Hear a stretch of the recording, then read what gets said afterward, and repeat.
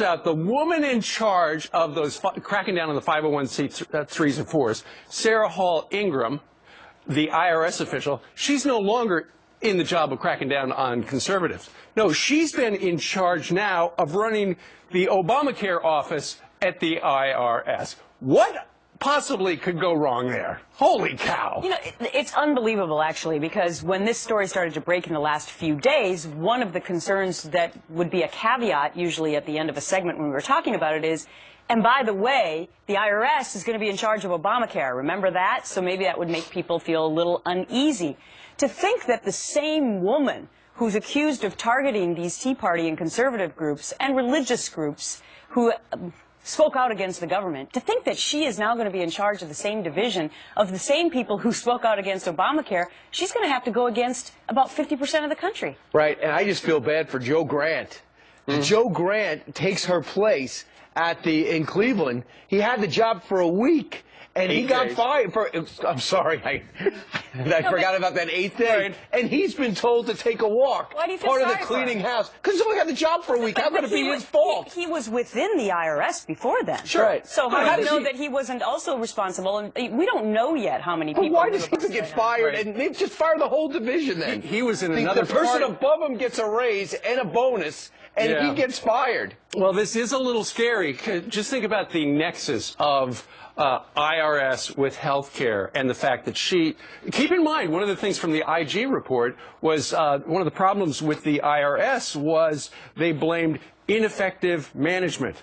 Well, she was the management, and now she's running Obamacare at the IRS. Going forward, just imagine. Okay, so you go in, and you're trying to get a doctor's appointment, right?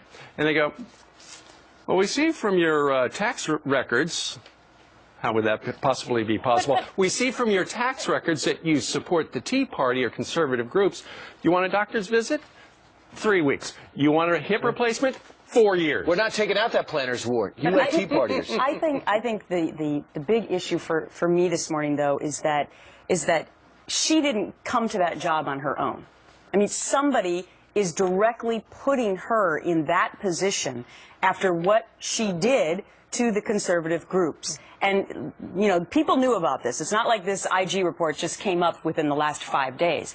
So somebody in power said, hey, she did such a good job potentially targeting these groups that now we're going to put her in charge of Obamacare. That, to me, is what's the most startling. Well, somebody didn't know about the IG report, and that was the President of the United States. He was asked yesterday, point blank, did anybody at the White House know that this was coming? Anybody at the White House? It was general. However, the way he answers it has a lot of suspicions raised this morning. Listen to this.